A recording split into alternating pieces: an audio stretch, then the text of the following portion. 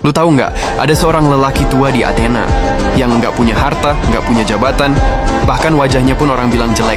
Tapi ironisnya, justru dia ditakuti sekaligus dikagumi. Dia nggak pernah nulis buku, nggak pernah jadi raja, tapi satu hal yang dia lakukan bikin orang marah sekaligus membuka mata dunia. Dia bertanya, terlalu banyak bertanya.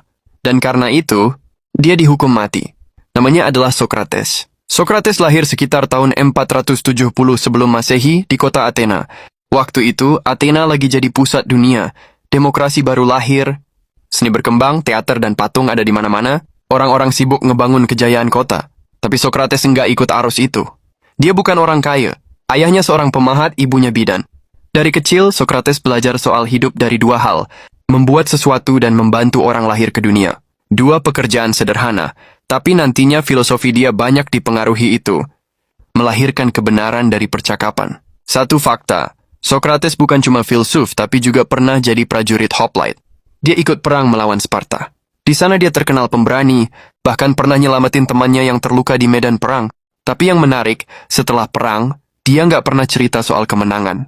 Dia lebih tertarik nanya, kenapa kita perang? Apa arti keberanian? Setelah dewasa, kerjaannya sederhana, jalan-jalan di agora pasar utama Athena. Ngobrol sama siapa aja, tukang roti, pedagang, seniman, politisi, bahkan anak-anak muda, caranya ngobrol unik. Dia nggak ngasih ceramah panjang, dia cuma nanya, apa itu adil? Apa itu kebaikan? Apa itu keindahan? Awalnya kedengaran gampang, tapi makin ditanya, makin rumit. Sampai orang sadar, mereka sebenarnya nggak ngerti. Metode ini sekarang dikenal sebagai metode Sokratik bertanya terus sampai lawan bicara sadar akan kebodohannya. Dari situ muncul kalimat legendaris Socrates.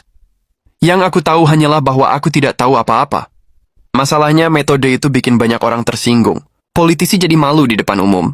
Seniman yang ngerasa jenius ternyata nggak bisa jawab pertanyaan sederhana. Anak-anak muda kayak Plato dan kawan-kawan jadi ngefans berat sama Socrates.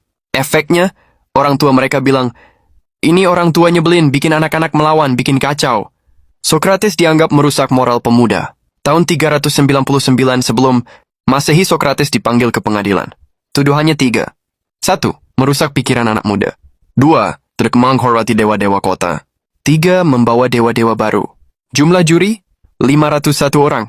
Demokrasi Athena memutuskan hidup mati seseorang lewat suara mayoritas. Socrates bisa aja pura-pura nyesel, bisa kabur atau bisa diem.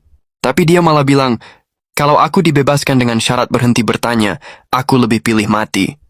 Karena hidup tanpa mencari kebenaran, bukan hidup yang layak. Itu bikin banyak juri makin marah. Hasilnya, Socrates divonis mati dengan cara minum racun hemlock.